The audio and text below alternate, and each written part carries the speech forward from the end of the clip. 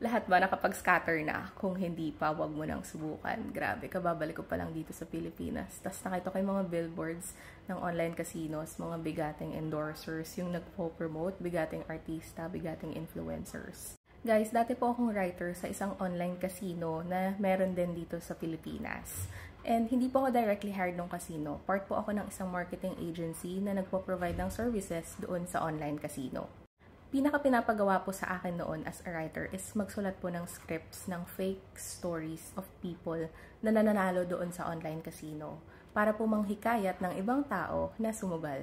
Kasama rin po sa ginagawa ng marketing agency ay mag-post po ng social media videos kung saan pinapakita na yung mga tao ay nananalo doon sa online casino na nilalaro nila.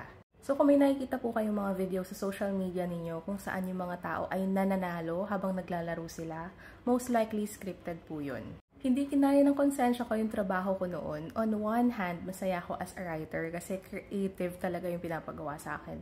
Mga scripts, ganun. Gusto ko yung mga creative work. Pero, hindi kaya ng konsensya ko na kumikita ako at the expense na nanloloko ako ng ibang tao.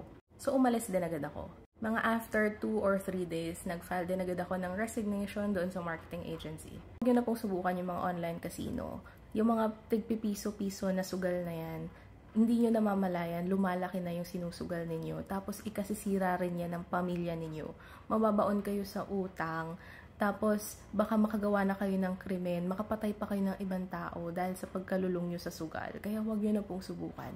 Kung gusto nyo po ng siguradong paraan para kumita po ng pera, yung pera or oras na nilalaan nyo sa online casino or online sugal, gamitin nyo na lang po yan para mag-aral po ng new skills, kagaya po ng mga computer or technology skills, business skills, foreign language. Marami po kayong pwedeng aralin and marami rin pong murang courses. Hindi po ako nagpo-promote ng kahit anong course dito sa video na to. Sinasabi ko lang po na education is the only way po para maibalik po ang puhunan na gagastusin ninyo, whether that's time or money.